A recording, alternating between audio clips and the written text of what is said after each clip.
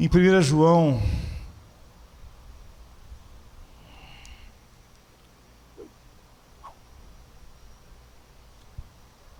4, 18, 19, diz assim: no amor não há temor, antes o perfeito amor lança fora todo o temor, porque o temor tem consigo a pena, e o que teme não é perfeito em amor. Nós o amamos a Ele porque Ele nos amou primeiro. Algumas versões vão dizer: no amor não há medo, ou no amor não há temor. Na verdade, a palavra lá, apesar de a gente querer diferenciar as palavras, a palavra quer dizer amor, quer dizer medo e temor. E esse texto pode ser muito mal interpretado, como todos os lugares onde a palavra temor ou medo aparece na Bíblia. Medo ou temor é algo constante e conhecido por todos os homens, não é? Desde criancinha, quando nós temos filhos, enfim, nós já ou brincamos quando temos idade, ou mesmo adultos fazem brincam com as crianças. E, enfim, é uma das primeiras expressões que nós gostamos. Quando criança, a gente adora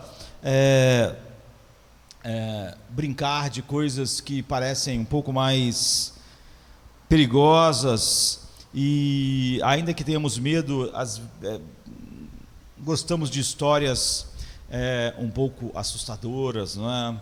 E, enfim, mas ao mesmo tempo nós tínhamos medo de escuro quando éramos crianças. Eu espero que as pessoas não tenham mais medo de escuro, e de monstros debaixo da cama, ou sei lá, né, no armário.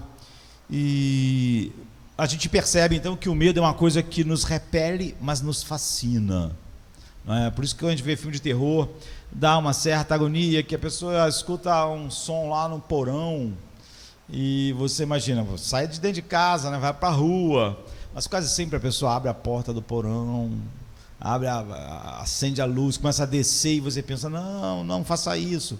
Mas por que a pessoa faz? Porque há essa coisa de um fascínio pelo medo, ao mesmo tempo que nos repele. Então não muda quando nós crescemos. Você vê, os adultos gostam de filme de terror, ou então de emoções que nos colocam cara a cara com nossos piores medos. Mas também pensamos e agonizamos com todas as coisas sombrias e terríveis que podem acontecer conosco. Como nós podemos perder a nossa vida, como podemos perder a saúde, como podemos perder pessoas que nós amamos, amigos, antes queridos, como podemos falhar, nós tememos, como podemos ser rejeitados. Então, o medo talvez seja uma das emoções humanas mais constantes e mais fortes que nós experimentamos. Então, é algo que nos confunde, o medo, por causa dessa relação de fascínio e repulso ao mesmo tempo. Então, temer ou não temer, ter medo ou não ter medo.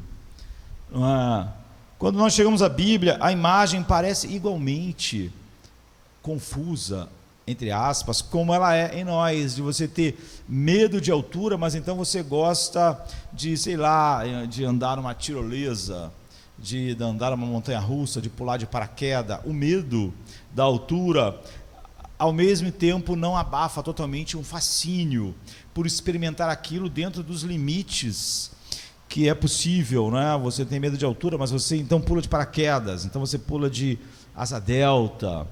E quando nós chegamos à Bíblia, a imagem parece igualmente confusa.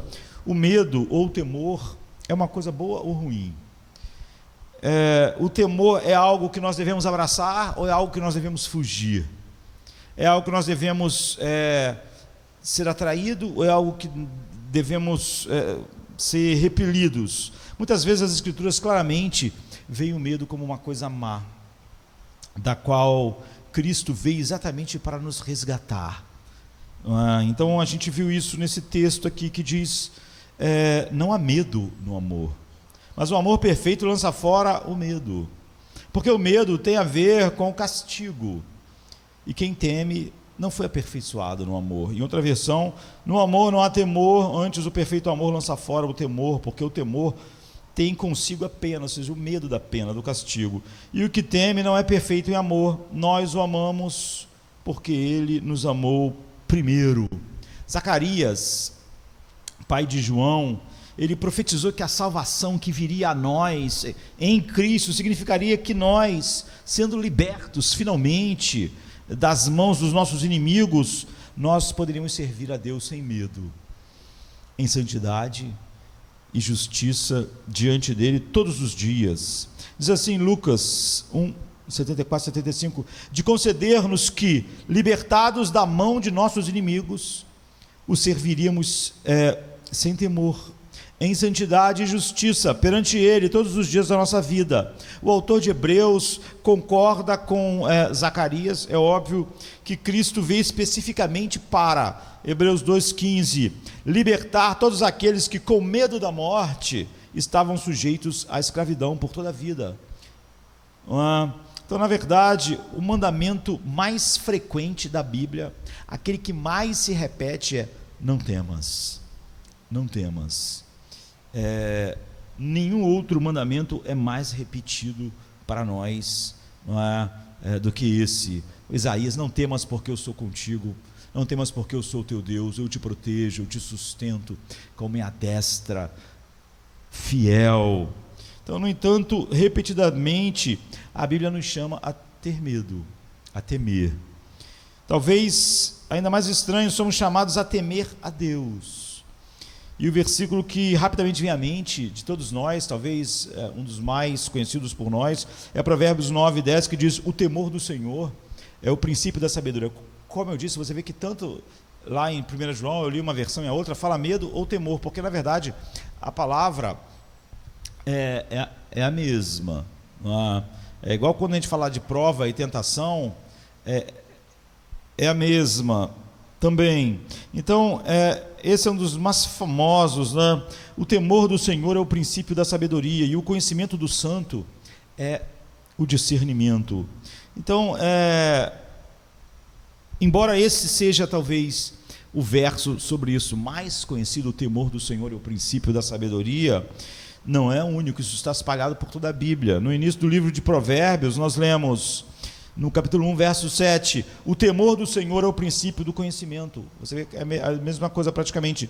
Os tolos desprezam a sabedoria e a instrução, porque eles não temem a Deus. Davi, numa oração no Salmo 86, verso 11, diz: ensina-me o teu caminho, Senhor. Aqui está em letra maiúscula, porque é Yahvé, né, o que ele está dizendo. Para que eu ande na tua verdade, une meu coração para temer somente o teu nome. Isaías nos diz que o temor do Senhor é o tesouro de Sião. Quer dizer, qual é a coisa mais preciosa para Sião, para a igreja? Isaías 53:6, ele diz: o temor do Senhor é o tesouro de Sião. E a fidelidade de Jó é resumida quando vai descreve Jó como um homem justo, não é? O resumo disso é, em Jó 1:8, um homem irrepreensível e justo que teme a Deus. E este não é apenas um estado de coisas do Antigo Testamento, não é? Nós mencionamos Provérbios, Isaías, Jó, e poderíamos ficar, mas não, é a mesma coisa no Novo Testamento. No Magnificat de Maria, que é um dos cânticos mais lindos, não é? Já cantados, diz que a misericórdia do Senhor é para aqueles que o temem de geração em geração. Uma parte do Magnificat, Maria diz: porque me fez grandes coisas o poderoso, e santo é o seu nome, e a sua misericórdia é de geração em geração sobre todos os que o temem. E Jesus descreve o juiz injusto como alguém quando ele disse que havia uma mulher que tinha uma causa, ela procurava o juiz, mas ele era injusto, ele tinha um coração duro, e Jesus descreve ele assim em Lucas 18:2, que não temia Deus e nem respeitava os homens. E Paulo escreve assim em 2 Coríntios 7:1, amados, visto que temos essas promessas, purifiquemo-nos de toda a contaminação do corpo e do espírito, cumprindo a santidade no temor do Senhor. E novamente Paulo diz aos Colossenses 3:22, servos, obedecei em tudo os vossos senhores terrenos, os vossos patrões hoje, não servindo apenas à vista, mas como para agradar as pessoas, mas com sinceridade de coração, temendo ao Senhor. Não trabalhe porque o patrão está vendo, ou para que você receba algo da vista dos homens, mas com sinceridade de coração. Faça quando estão vendo e quando não estão vendo o seu trabalho, temendo ao Senhor. Claramente o Novo Testamento concorda com o pregador, não é? Quando ele conclui o livro de Eclesiastes, um livro incrível de Salomão, não é? Nós estávamos mencionando que o temor do Senhor é o princípio da sabedoria, que também é Salomão em Provérbios, mas no penúltimo verso do capítulo de Eclesiastes, o pregador, depois de nos mostrar como a vida debaixo do sol, uma vida do humanismo, uma vida que não leva a Deus em consideração, é fútil, é nada, é vaidade. Ele termina o livro lá e diz assim, no verso 13, do capítulo 12, fim de assunto. Qual é o resumo de tudo que foi falado aqui? Fim de assunto, tudo foi ouvido. Teme a Deus e guarda os seus mandamentos, pois este é todo o dever do homem. Outra versão, de tudo o que se tem ouvido, o fim é, teme a Deus e guarda os seus mandamentos, porque isto é dever de todo homem. Então, na verdade, o temor de Deus é um tema tão importante nas Escrituras, que um teólogo famoso, John Murray, que nasceu em 1898, morreu agora aqui em 1975, agora não, para muita gente é muito tempo atrás, mas eu já estava vivo, então não é muito tempo. Escreveu simplesmente assim, o temor de Deus é a alma da piedade. Você sabe que se você tira a alma de um corpo, está morto, não é? E ele está dizendo, o temor de Deus é a alma do verdadeiro viver para Deus, sem ele está morto. E o puritano do século XVII, o maior de todos, John Owen, também argumentou que nas Escrituras o temor do Senhor significa, abre aspas, todo o culto a Deus, moral e instituído, toda a obediência que devemos a Ele se resume no temor de Deus. E Martim Lutero ensinou em seu pequeno catecismo que o cumprimento da lei significa devemos temer, amar e confiar em Deus acima de todas as coisas. Então, fazendo o seu povo entender os 10 mandamentos, Lutero escreveu que uma compreensão correta de cada um dos mandamentos significava que devemos temer e amar a Deus, ou temer amando a Deus. Tudo isso pode nos deixar bastante então confusos, que nós vimos que na vida a experiência de temor, ela nos fascina e nos repele. Aqui na Bíblia você vê que há tantos momentos que a Bíblia diz, o amor lança fora todo medo, não há temor no amor, e que o mandamento mais repetido é não temas.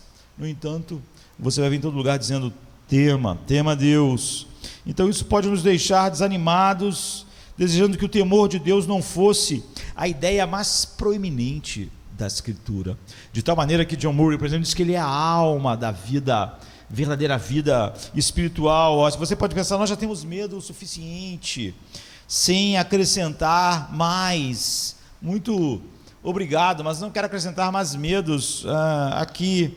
E temer a Deus parece tão negativo que não parece estar de acordo na mente de muitos com o Deus da graça e Deus do amor que nós encontramos no Evangelho. E porque qualquer Deus que vale a pena amar deseja ser temido, não é? A pessoa comum hoje perguntaria. Tudo fica pior com a impressão de que o medo e o amor são duas línguas diferentes, proferidas por dois campos cristãos diferentes, talvez duas teologias diferentes. E o único campo fala do amor e da graça e nunca sobre temer a Deus, não é?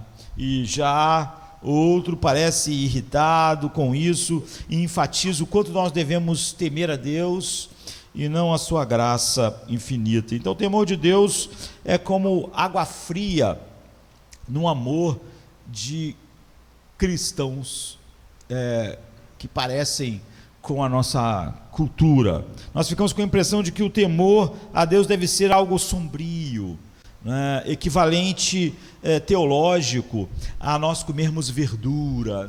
Verdura é muito saudável, é muito bom. Não é muito gostoso, é bom para a saúde, não é?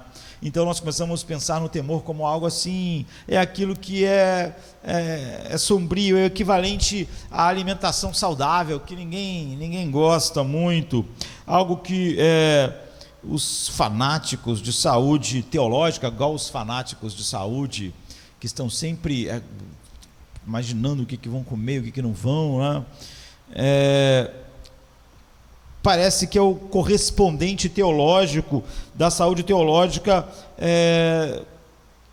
daquilo que eles comem, mas eles não acham saboroso, não é delicioso, é saudável, nós precisamos, é quase um mal necessário, gostoso mesmo, deleite, eu ia comer aquelas outras coisas que não fazem tão bem, então Então o objetivo é eliminar essa confusão desanimadora, porque eu acho que a nossa cultura é a que mais precisa, é a que mais está longe da realidade do Evangelho que isso mostra. Então eu quero que você se alegre com esse estranho paradoxo, né, em nossas vidas, o estranho paradoxo do Evangelho, no Evangelho que nos liberta de todos os medos. É estranho um temor que nos liberta dos temores, um medo que nos liberta de todos os medos. Ele nos liberta dos nossos medos paralisantes, nos dando, em vez disso, um medo delicioso, feliz e maravilhoso. Ou seja, nos liberta do temor paralisante e nos dá um temor feliz e maravilhoso. Eu quero esclarecer aquela frase frequentemente desagradável, que não parece tão deliciosa, o temor do Senhor, parece mais com isso que a gente falou, vegetal, comida que é saudável, mas sem deleite, para mostrar que por toda a Bíblia temer a Deus é algo maravilhoso na vida daqueles que o conhecem, mas não só isso, é a única maneira de lidar com todos os nossos medos, pois descreve o temor de Deus, que é o início da sabedoria, e não há sabedoria nenhuma sem começarmos por aqui. Então não é o que a gente espera. Pegue apenas um exemplo, por exemplo, em Isaías 11, de 1 a 3, e nós temos uma descrição de Jesus e do Espírito Santo habitando nele, do Messias, e diz algo incrível, diz que do rebento, um rebento sairá de Jessé, que é o pai de Davi, e um ramo de suas raízes dará fruto, e o Espírito do Senhor repousará sobre ele, e o Espírito de sabedoria e entendimento, e o Espírito de conselho e poder, o Espírito de conhecimento e o Espírito de temor ao Senhor, e o seu prazer será no temor do Senhor. Ou seja, o Espírito do temor do Senhor estará em Jesus, e o prazer de Jesus será o temor do Senhor. Então você vê que é algo não só que nós, mas está dizendo que o próprio Jesus tinha o Espírito, que é o Espírito Santo, de temor, e o prazer dele estava em temer ao Pai. Essas duas últimas declarações devem nos fazer questionar o que é esse temor, já que nós podíamos dizer algumas coisas que combinariam conosco pelo que nós somos, mas aqui está dizendo que Jesus tem um espírito do temor, e ele se deleita nesse temor. Então aqui a gente vê que o temor do Senhor não é algo que o Messias deseja não ter, é algo no qual ele mesmo tem o seu prazer e o seu deleite. Até mesmo Jesus, em sua santidade e perfeição, sem pecado, tem o temor do Senhor, e não reluta contra isso. Ou seja, porque nós podemos entender o temor que simplesmente nós, criaturas caídas, tal, mas aqui nós estamos falando do Deus eterno, do Deus Filho. Então ele em sua santidade e perfeição, sem pecado, tem temor do Senhor, e se deleita nisso. Não é que ele ame a Deus e tenha alegria em Deus, mas descobre, o Messias descobre, eu amo, eu me deleito, mas infelizmente eu também tenho que cumprir toda a justiça, então eu devo temer a Deus. Pelo contrário, o espírito que repousa sobre ele é o espírito do temor ao Senhor, e seu deleite está no temor do Senhor. Isso nos força a perguntar o que temor Jesus sentia, que pode ser o verdadeiro deleite do coração dele. Não pode ser algo negativo, não pode ser algo sombrio, não pode ser o medo de não estar eternamente em comunhão com o Pai. Isso é importante porque hoje eu não vou ter como falar muito sobre isso. Eu quero falar como agora, hoje à noite eu falarei um pouco mais, e outros dias que eu puder eu vou voltar a esse assunto. Nossa cultura é a cultura do medo. Então, como isso é fundamental em todas as gerações, mas principalmente na nossa, antes de mergulharmos nas boas novas que a Bíblia tem sobre os nossos medos e temor a Deus, é importante notar como nossa cultura se tornou ansiosa. Essa é a cultura da ansiedade, do medo. Ver onde nossa sociedade está agora pode nos ajudar a entender por que temos problemas com o medo. O medo está em toda parte, e as pessoas tentam lidar com ele, com a cultura mais cheia de medos que existe, ansiedade, encontrando eufemismos. E porque o temor a Deus é o único tônico que nós precisamos contra todo medo e toda ansiedade, que é a característica dessa cultura mais do que de qualquer outra cultura que já existiu, geração. Hoje em dia, o que parece, todo mundo está falando sobre uma cultura de medo, do Twitter à televisão. Nós nos preocupamos com o quê? Terrorismo global, condições meteorológicas, aquecimento global, destruição e pandemias. Quantas máscaras as pessoas vão usar? Outro dia um doutor americano lá, que é conselheiro para isso, disse que é melhor usar 2 máscaras. Então por que não usa 3? Por que não usa 4? Se um doido falar que tem que usar 10 máscaras, as pessoas vão usar. Se alguém dissesse que melhor mesmo era não respirar, a pessoa ia ficar pensando como ela ia conseguir fazer isso.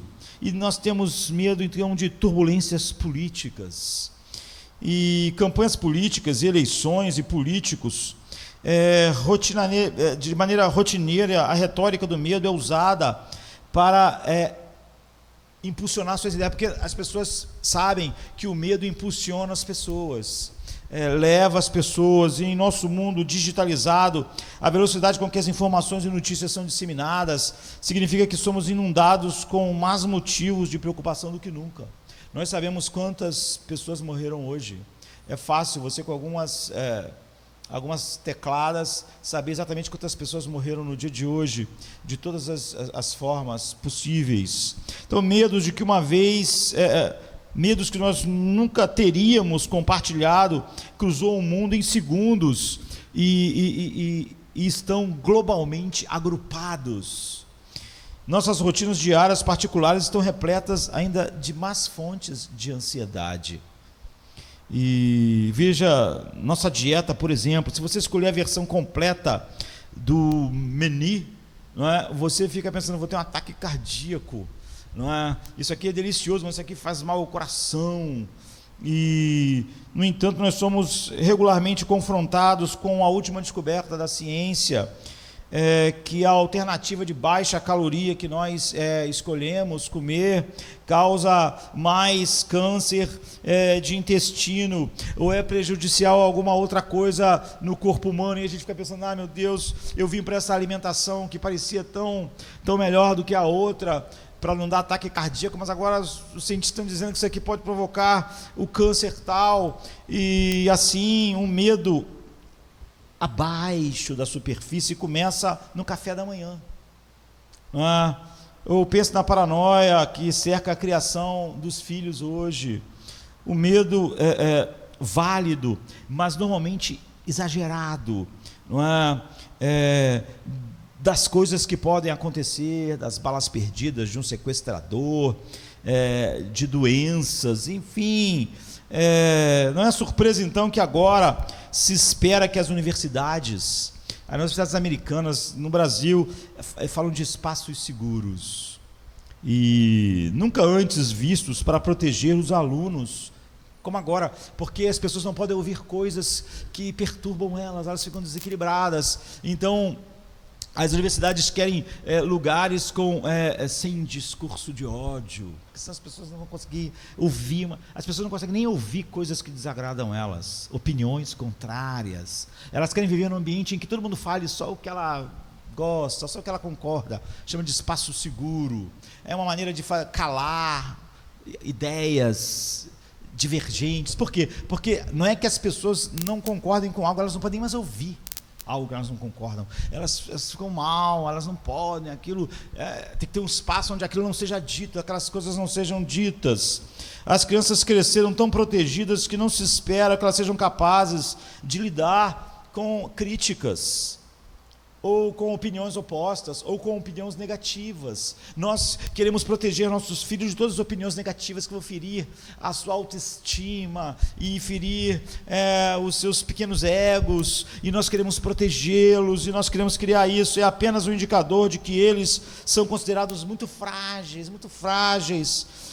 de que os alunos da outra geração, e da outra geração, e de uma geração de 50 anos atrás, 60, 70, que tinham que lidar com coisas que hoje as pessoas não podem lidar, elas quase têm um colapso, se elas lidarem com aquilo.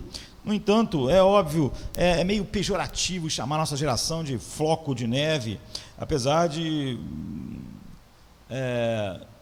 ser uma boa figura, mas como todo, nós somos uma cultura cada vez mais ansiosa e cada vez mais insegura. Não é? Qualquer pessoa liderando ou na gerência sabe que a proliferação impressionante de burocracia em torno de saúde e segurança, cada vez mais leis de segurança, cada vez mais leis de saúde, tudo isso vai sendo oprimido porque nós queremos criar algo seguro. No entanto, isso não faz as pessoas se sentirem mais seguras. Isso devia ter criado a geração mais segura do mundo, mas criou o oposto. No mínimo, verificamos 3 vezes. Nós temos aparelhos em casa que medem nossa temperatura, que tiram a nossa pressão, que podem medir a nossa glicose, que pode dizer como estão os nossos batimentos cardíacos. E nós temos isso, e isso gerou mais paz nas pessoas, uma geração mais tranquila. Não, todas essas coisas foram para o lugar, para a situação oposta. A segurança que ansiamos escapa das nossas mãos. A gente faz um monte de lei para se sentir seguro, mas a gente se sente mais inseguro. A gente quer criar leis para calar as outras pessoas, para não falarem nada que nos faça nos sentir mal, mas aí a gente ficou mais feliz, a gente ficou mais amargo. E aí está um paradoxo extraordinário, pois vivemos com mais segurança do que qualquer outra pessoa, qualquer outra geração já viveu. Nós dirigimos carros com cinto de segurança, nós dirigimos carro com airbags, nós tiramos o chumbo da tinta, nós tiramos o amianto do nosso sistema de água, porque amianto é cancerígeno, nossa segurança é protegida, nós colocamos câmeras, nós temos muito mais segurança do que nossos ancestrais jamais imaginaram. Tanto andando 1000 anos atrás, 2000, andando 5.000, 6.000 anos atrás, um homem tinha que sair da caverna para caçar para a sua família, e ele só encontrava lá fora terrores, não é? Tigres, dente de sabre, animais furiosos. O que ele tinha? Ele tinha um pedaço de pau, ele tinha uma lança. Hoje os homens nunca iam sair da caverna e a família ia morrer de fome. Porque iam dizer, perigoso, temos que ficar tudo aqui dentro, se botar pé lá fora, tigre te pega. Então não vamos ficar protegidos, vamos ficar na caverna, bota a pedra na porta da caverna, ninguém sai, porque nós não podemos correr perigo.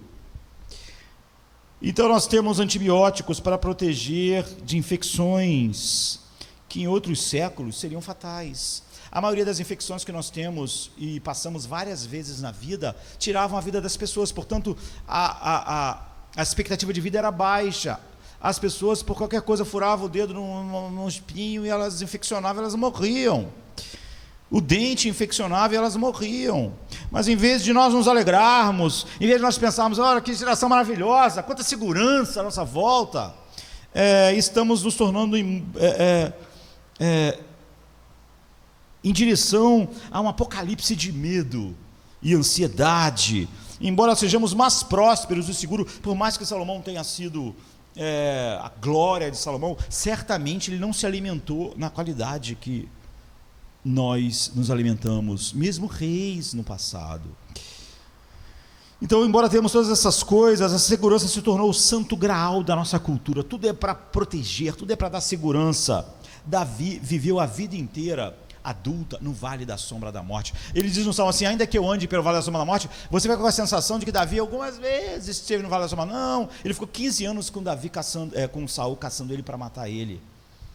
A morte esteve sempre perto de Davi, ele sempre esteve sobre a sombra da morte, ele podia morrer a qualquer instante durante aqueles anos fugindo, mas depois, você pode pensar, ele se tornou rei, então todo ano ele ia para batalhas, ele lutava cara a cara com as pessoas, com espada na mão, flechas voando, foi assim que Davi viveu. Ele diz, ainda que um exército se acampe ao meu redor, eu não vou temer. Não é figura, Davi viveu a vida. Nós vimos que o único momento que ele não foi para a guerra, deu ruim. Ele vivia a vida dele no vale da sombra da morte, todo dia era perigoso para ele, não só nos campos de batalha, não só nos 15 anos que Saul o perseguiu, mas grandes amigos de Davi o traíram, seu filho tomou o poder e tentou matá-lo de qualquer jeito. É assim que ele viveu. E como o Santo Graal é algo que nunca podemos alcançar, você sabe a história do Santo Graal, as pessoas ficam buscando, os Indiana Jones da vida, o cálice que Jesus bebeu, mas você sabe que ninguém consegue achar o Santo Graal de verdade, que teria poderes. Então a segurança é um Santo Graal. Quanto mais obcecado você fica no Santo Graal, mais ansioso você fica, e você não tem como encontrar o Santo Graal. Então, protegidos como nunca uma geração foi protegida, nós ficamos assustados e em pânico como nunca antes. Vivemos com medo, ansiosos, e nunca outra geração foi tão ansiosa, e qualquer coisa está desmoronando. Como pode ser quando estamos tão protegidos como sociedade, porque a cultura do medo é tão forte hoje e tão justificada? Um professor chamado Frank Furedi, é um húngaro, em 1947, ele é um acadêmico, professor emérito da Universidade de Sociologia da Universidade de Kent, e ele é ateu, não é um cristão falando. Ele é conhecido pelo trabalho dele sobre a sociologia do medo, a cultura da terapia, a paranoia paranoica e a sociologia do conhecimento. Ele escreve assim: porque os americanos temem mais quando têm muito menos a temer do que qualquer outra geração em todos os tempos. E isso intriga a muitos estudiosos, e a ele, que é um sociólogo ateu. Um argumento usado para explicar este paradoxo de uma sociedade segura é que a prosperidade incentiva as pessoas a se tornarem avessas ao risco e à perda. Ou seja, quanto mais uma sociedade voltada para o prazer, e mais ela tem medo de perder. Ela sente que tem mais a perder. Essa prosperidade incentiva as pessoas a se tornarem mais avessas a qualquer ideia de perda. Qualquer perda para ela é final. Então, há algo assim, né? Certamente somos livres para querer mais, então temos chances de possuir mais, e muitas vezes sentimos o direito de desfrutar mais. Nós achamos que todo mundo tem direito, tem deveres para conosco, o governo tem que fazer isso, as pessoas têm que fazer isso por mim, todo mundo tem que fazer isso por mim. Nós somos a geração que mais tem noção de direito, e quanto mais você deseja algo, mais teme você perder. Quanto mais você acha algo importante, mais teme a perda daquilo. Se tudo que a gente quer é uma vida tranquila, para a gente poder aproveitar, e a gente acha que o prazer das coisas é a coisa mais importante, então qualquer coisa que toque nessas coisas para nós é devastador.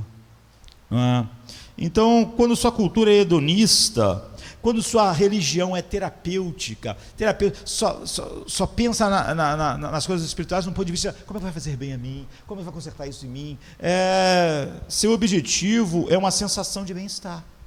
O homem psicológico, ele quer se sentir bem. E o medo será a dor de cabeça sempre presente. Ele não pode lidar com coisas que não fazem ele se sentir bem.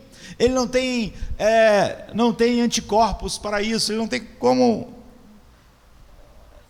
lidar com isso. Apesar de tudo, Fouedi argumenta que o paradoxo de uma sociedade segura, na verdade, tem raízes mais profundas, mesmo ele sendo um ateu. E ele afirma: a confusão moral na sociedade que levou à incapacidade de lidar com o medo, um aumento da ansiedade, portanto um aumento no número de cercas de proteção que nós continuamos erguendo com o nosso medo, não é um distúrbio bioquímico que não existia antes. Os seres humanos são iguais, sempre foram. O argumento de Fouedi é especialmente interessante, dado que ele é humanista, anticristão, não é? E então é perspicaz e certamente correto da parte dele chamar as raízes profundas em nossa cultura de ansiedade. Mas eu digo que ele não cavou fundo o suficiente, apesar de ter ido mais fundo do que às vezes muitos de nós vão. O argumento dele é que a confusão moral deixou a nossa sociedade ansiosa. No entanto, a própria confusão moral é uma consequência de uma perda maior, anterior, que é o temor de Deus. É Deus quem fornece a lógica e a matriz da moralidade. E quando ele não é mais temido, deve haver confusão moral. Ele diz lá, né, que a confusão moral é que gera toda essa cultura do medo. Então, em outras palavras, a confusão moral não é a raiz da ansiedade. Nossa confusão moral hoje, o nosso estado geral de ansiedade elevada, são consequências de uma perda cultural de Deus. Nossa cultura perdeu Deus. E o objeto apropriado Deus é o único objeto apropriado do nosso temor. É o único objeto apropriado de nós temermos. E esse temor de Deus, como a gente espera mostrar hoje à noite, outro dia, que moldou e controlou nossos outros medos, controlando a ansiedade. É totalmente tolice você achar que Davi viveu a vida toda no Vale da Sombra da Morte, alguém caçando ele, e que ele é diferente de você. Mas então, como é que ele lidou com isso? Nós podemos saber nos Salmos. Então, com a sociedade tendo perdido Deus como objeto apropriado do temor saudável, nossa cultura está necessariamente se tornando cada vez mais neurótica, cada vez mais ansiosa com o desconhecido, com o que pode acontecer. Infelizmente, os cristãos não estão diferentes da nossa cultura, o que mostra que os valores que estão conduzindo suas mentes e corações são os mesmos, porque temos os mesmos resultados. Na verdade, cada vez mais ansiosa com tudo e qualquer coisa. Sem o cuidado providencial de um Deus bondoso e paternal, nós ficamos totalmente incertos sobre as areias movediças da moralidade, das circunstâncias. Você pode dizer: todas as coisas cooperam para o meu bem, mas você está morrendo de medo, porque você não acredita nisso.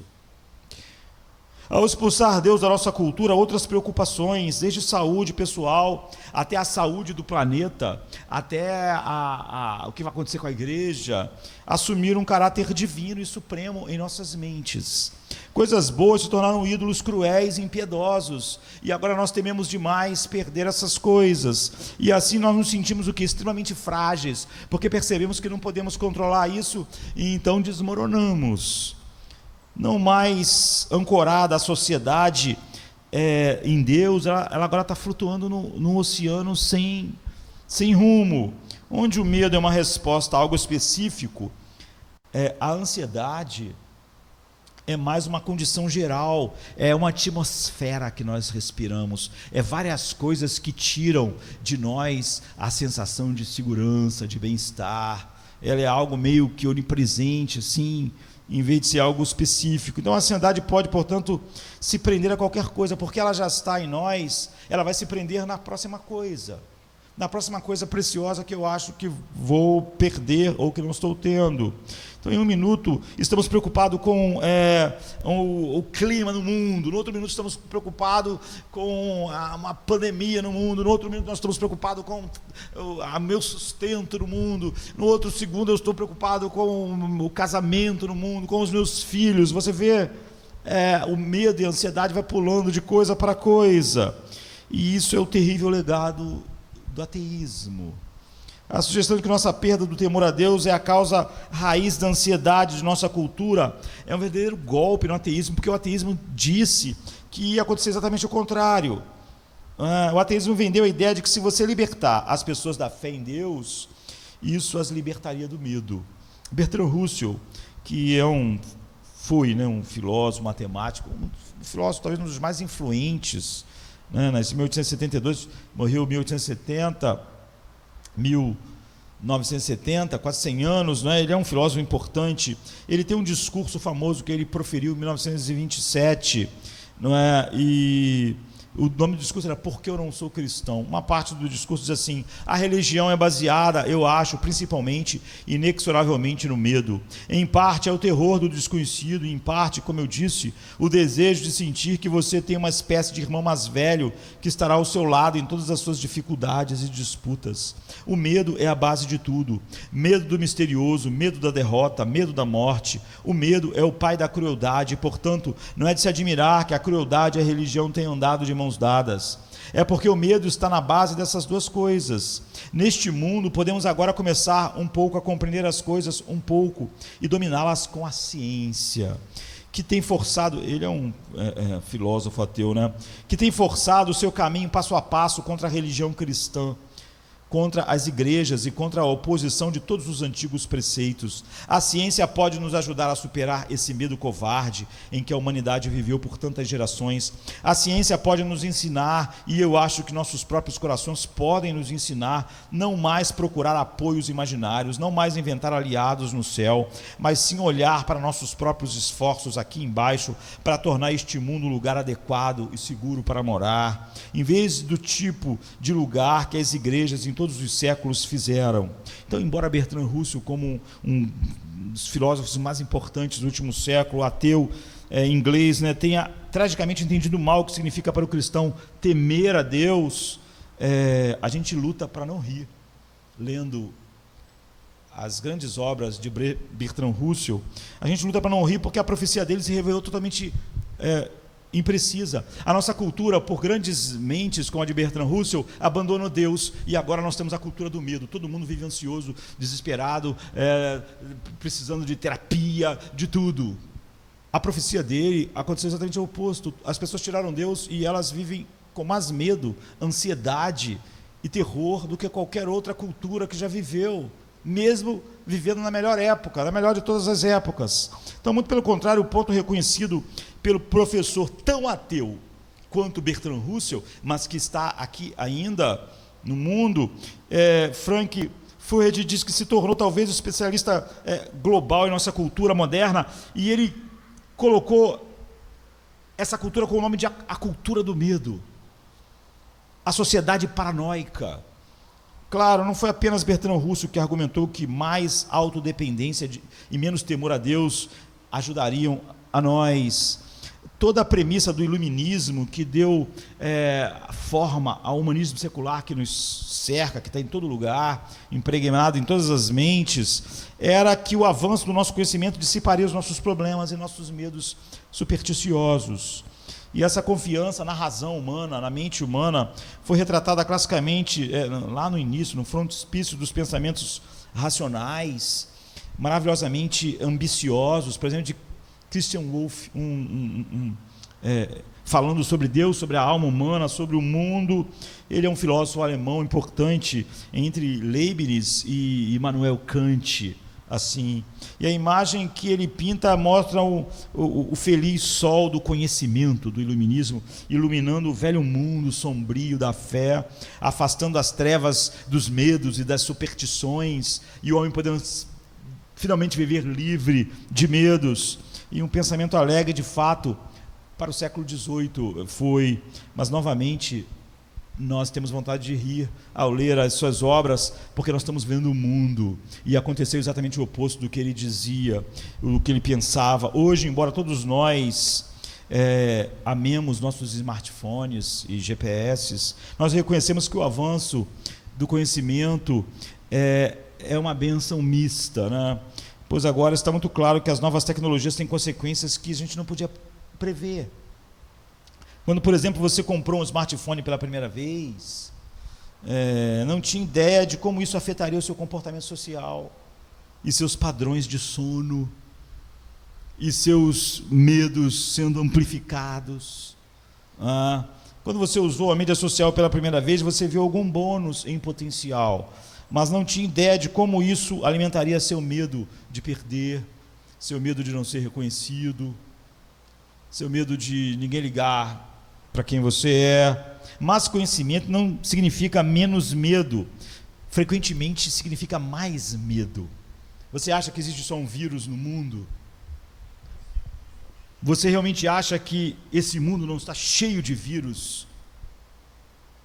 Grande parte deles mortais.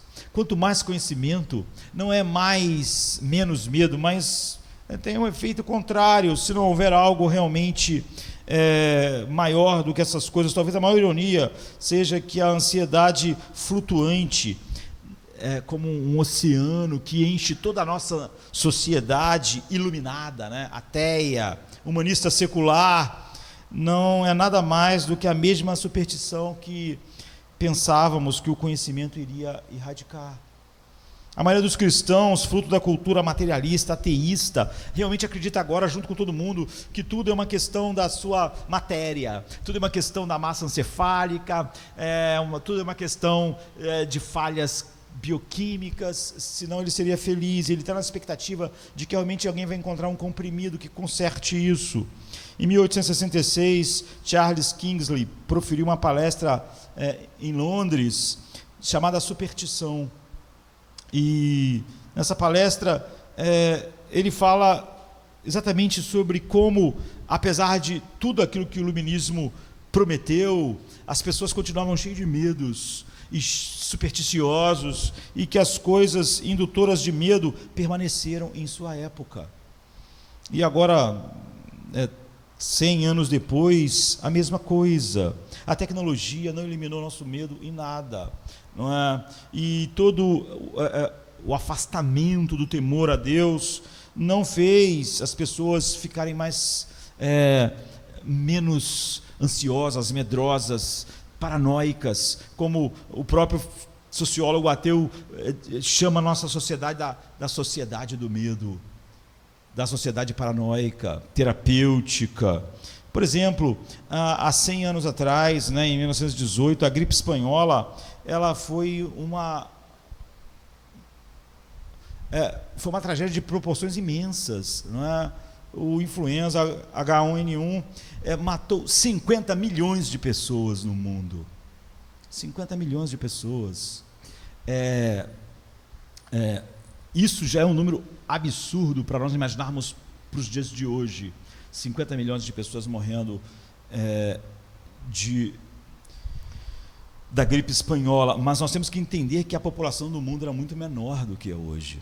Portanto, esses 50 milhões, de 50 a 100 milhões de pessoas que morreram, é um número totalmente espantoso. Mesmo se fosse só um número bruto, 50 milhões de pessoas morrendo hoje de uma coisa assim.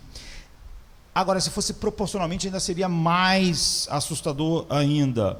Então, de janeiro de 1918 até dezembro de 1920, há 100 anos atrás, ela infectou 500 milhões de pessoas e matou de 50 a 100 milhões de pessoas. Um quarto da população mundial da época foi contaminada. Para você ver como proporcionalmente isso é imenso. Mas aquelas pessoas, elas não se trancaram apavoradas. Naqueles 3 anos, as pessoas viveram. Aquela mesma geração enfrentou 2 guerras mundiais. A primeira guerra matou 17 milhões de pessoas, entre soldados e civis. Aquela mesma geração enfrentou a Segunda Guerra Mundial, que matou 50 milhões de pessoas. Então você vê, num curto espaço de tempo, de 50 a 100 milhões de pessoas por causa da gripe espanhola, 17 milhões de pessoas na Primeira Guerra, 50 milhões de pessoas na Segunda Guerra, mas aquela geração enfrentou isso de uma maneira infinitamente mais corajosa do que a nossa, com muito menos paranoia, com muito menos terrores. Imagine o que aconteceria com a nossa geração se nós enfrentássemos 2 guerras matando milhões de pessoas e uma pandemia enorme, imensa, sem recursos. Então, o que nossa cultura fez com toda essa ansiedade, dada a sua autoidentidade essencialmente secular, nossa sociedade não se volta para Deus. É por isso que o medo sempre aumenta. O que nós pensamos que vai se resolver nossos medos é mais humanismo secular. Nós estamos pensando na próxima terapia, nós estamos pensando nos próximos remédios. As décadas e décadas de antibióticos não nos deram paz, mas nós achamos que o próximo remédio vai acabar com a ansiedade. Não, cada vez nós estamos ficando mais protegidos e mais ansiosos e com mais medo. E a única solução possível, então, deve ser nós mesmos resolvemos o problema. Nós pensamos, porque nós estamos num humanismo tão galopante, que nós precisamos, nós sempre achamos que, apesar disso produzir todos esses medos amplificados, nós dobramos a aposta. Então, quem sabe a gente se tranque até que o vírus vá embora, mas nunca, em nenhuma época, um vírus foi embora. Depois que um vírus está no sistema, ele vai ficar aqui. Há 1000 anos se conhece o vírus da gripe, ele não vai em lugar nenhum. Ele não tem nenhum lugar para ir. Ele não vai pegar uma nave e ir para outro planeta. Ele veio. Todo ano ele está aqui, ele nunca mais vai embora. Os vírus que pulam de uma espécie para outra, eles vão ficar lá. A não ser que aquela espécie não existisse mais, mas nós existimos. Assim, a sociedade ocidental pós-iluminista medicalizou o medo. O medo se tornou uma doença difícil de ser medicada. Nós chamamos o medo de doença. Eu não quero sugerir que o uso de algumas drogas, alguns remédios para conter algum nível de ansiedade seja errado, mas será totalmente trágico se você não entender que isso é paliativo. Nunca vai resolver. Nenhum remédio vai lidar com o seu medo da morte. Nenhum remédio vai lidar com o seu medo disso e daquilo outro. Não existe remédio para fazer isso. Você pode querer tomar um remédio para não se sentir mal, mas o medo vai continuar e amanhã você vai se sentir mal. E o medo da morte não vai embora. Não vão inventar um remédio que te dê paz. Não existe esse remédio.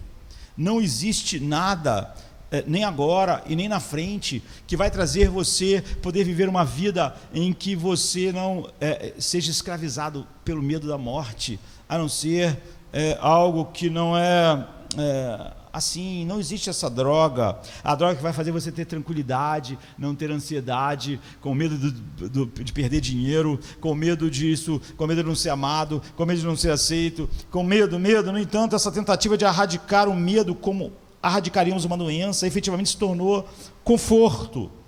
Nós queríamos não sentir medo, eliminando tudo que pode provocar medo, eliminando qualquer palavra que nos faça sentir mal, discurso de ódio, zonas seguras. A gente está louco para alguém dizer assim: olha, nunca mais um vírus vai te matar. Aí não ia sentir medo. A gente deseja se livrar da ansiedade por se livrar do mundo em que nós vivemos. Então uma categoria de saúde, ou mesmo uma categoria moral, tomou lugar aqui, onde o desconforto antes era considerado normal. Davi tinha que todo dia lidar com a morte. Isso não é confortável, mas ele não pensava que só teria paz se ele não tivesse que lidar com a morte. Agora é considerado algo insalubre. Nós simplesmente não podemos sentir nada que seja desconfortável, senão nós desmoronamos. Significa, por exemplo, que um estudante universitário, ele pode dizer: olha, eu não estou à vontade com o que essa pessoa diz, eu me sinto mal, então isso tem que ser proibido, esse discurso tem que ser proibido, porque eu não posso me sentir mal. A pior coisa é quando eu me sinto desconfortável. E considerar isso um argumento legítimo para encerrar uma discussão, ou para calar alguém que tem uma opinião oposta à sua. Pois não é aceitável alguém te incomodar, ou alguém falar algo que produza ansiedade em você, ou você ter que lidar com o fato de que você é mortal e há patógenos no ar, e a vida está acabando. Outro dia alguém falou para mim assim: eu tenho muitos problemas, que eu tenho uma sensação de morte, e aí eu fico assim, mas aí eu sei que eu não vou morrer, mas aí eu fico assim, aí eu melhoro, mas aí depois eu fico com uma sensação de morte. Eu falei assim: e quando você for morrer? Você não tem uma sensação de morte. Se toda vez que você tem uma sensação de morte, isso tudo acontece, e quando você estiver morrendo? A morte não é uma ilusão que você pode simplesmente, com alguns pensamentos que alguém põe na tua cabeça terapeuticamente, alguns comprimidos, evitar. Você não vai poder evitar. A solução não é tirar a morte para você não ter medo da morte, porque a morte não pode ser tirada. É óbvio que a solução da nossa cultura sempre é tirar aquilo que gera o desconforto, pois não é aceitável. Isso significa que em uma cultura inundada de medo e ansiedade, o medo é cada vez mais visto como algo totalmente negativo. Simplesmente a sociedade, os cristãos foram arrastados para essa grande onda de opinião, adotando a avaliação negativa e sendo parte da sociedade do medo. Não é de admirar então que evitemos falar sobre o temor a Deus, que é o único temor que cura os outros temores. Davi não teve paz porque ele não era um homem sempre no vale da sombra da morte. É o que nossa sociedade queria. Muitas pessoas dizem para você assim: então somente se isso aqui saísse, se não existisse isso, então eu ia ficar bem. Você não ia ficar bem. O que você está dizendo é que se não houvesse nada que provoque ansiedade, você não ia ter ansiedade, mas isso é ridículo. Não é? Você está dizendo: se não existisse nenhuma doença, eu não ia ter medo de doença. Se não existisse nenhum vírus, eu não ia ter medo de vírus. Se não existisse nada perigoso, então eu não ia ter medo do perigo. É completamente compreensível que uma cultura que se afastou de Deus não tenha mais nenhum recurso. Mas é trágico. A perda do temor de Deus é o que deu início à nossa era moderna de ansiedade. Nosso temor a Deus é o único antídoto para a inquietação.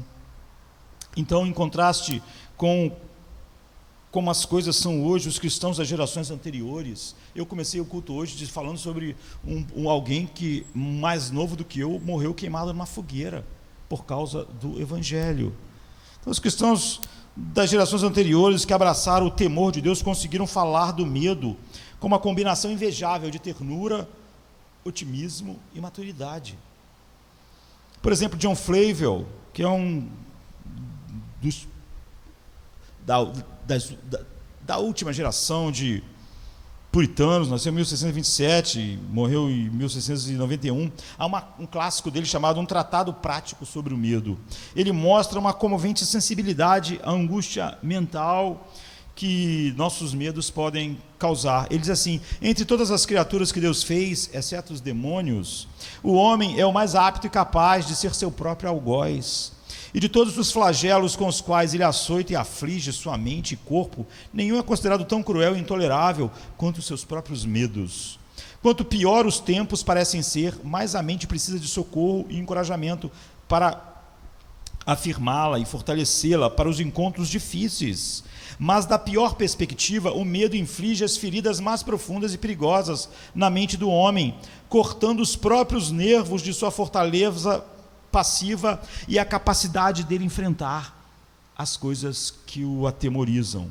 Então, no entanto, em vez de ser enviado por essa perspectiva para uma espiral descendente, depois que John Flavel diz isso, você pensa, ele vai começar a falar e vai entrar na espiral descendente de ansiedade e medo, e como é hoje, como a nossa cultura.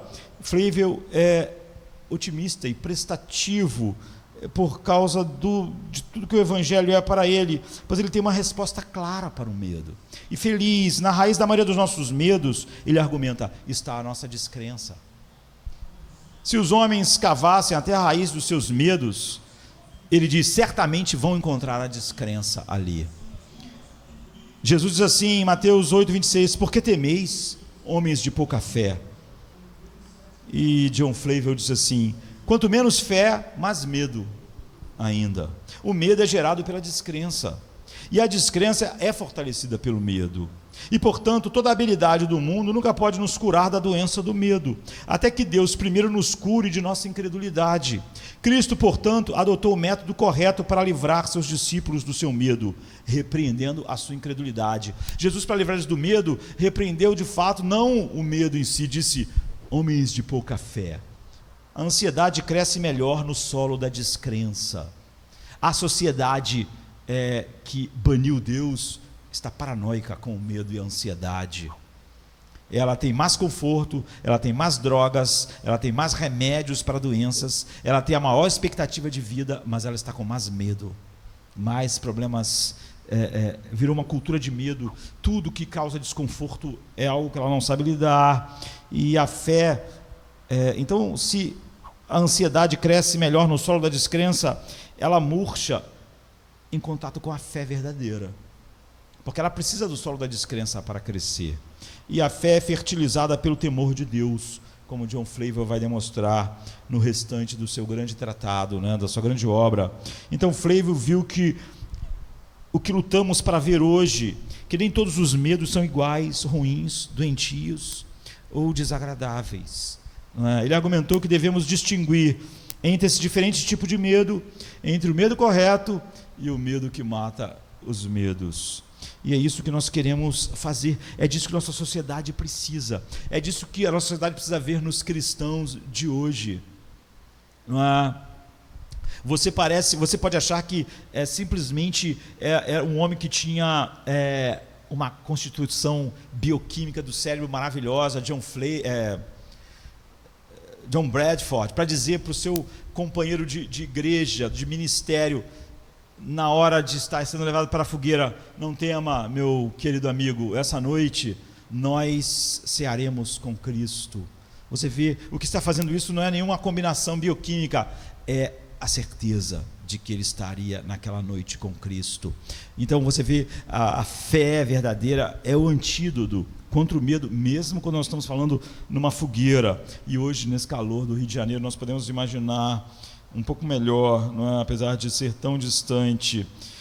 Pois então a gente pode se refugiar no fato de que o temor de Deus, que é recomendado em toda a Escritura, por ser descartado, atormentou os homens com todos os medos. Cada vez mais os homens acharam que tirar Deus tiraria seus medos, mas o oposto aconteceu. Então nós podemos avaliar como é um medo que causa deleite em Cristo, um temor que causa deleite em Cristo e faz ele ir em direção à coisa mais assustadora que nós vamos celebrar agora na ceia. Ele vai em direção à ira infinita de Deus. E como o temor de Deus era um deleite para ele, então o capacitou a lidar com todas as coisas. Como o temor do Senhor é o princípio da sabedoria e te faz lidar com todas as coisas, é o único medo positivo e maravilhoso que lida com todas as ansiedades. O temor do Senhor. Sem esse temor, todos os outros são apavorantes, geradores de ansiedades. E como você não tem Deus, a tua única ideia é que você seria paz se você tirasse as coisas do mundo que roubam ela. Se não houvesse morte, se não houvesse dor, se seus antequeridos não morressem, se qualquer dessas coisas agora, ou você vai tentar lidar com elas com os paliativos humanos, ou mergulhar na espiral de escuridão, de medo e ansiedade. Não há mais recursos na nossa cultura.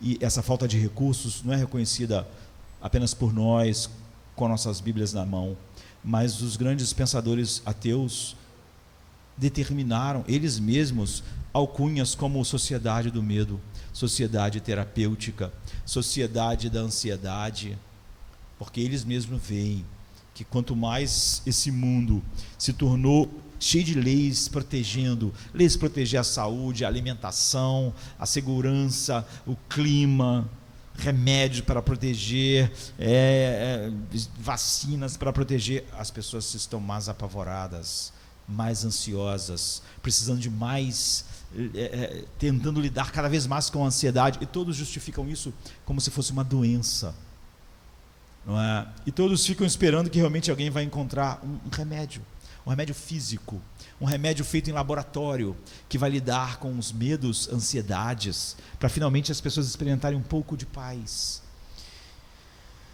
Só há uma maneira de lidar com todas essas coisas: um outro medo, um temor que engole os medos, o temor do Senhor. Vamos ficar de pé. Venha se cansado estás, e eu descanso darei.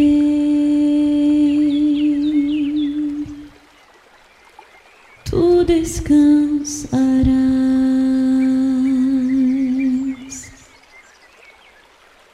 Venha a mim se não tens paz, e eu darei paz sem fim. Terás paz sem fim.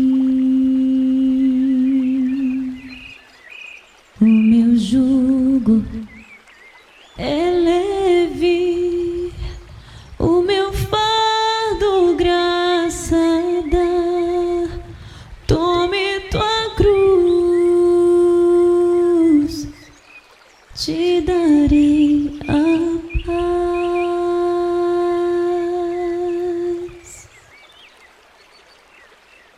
Venha o aflito e lhe darei paz, minha paz darei.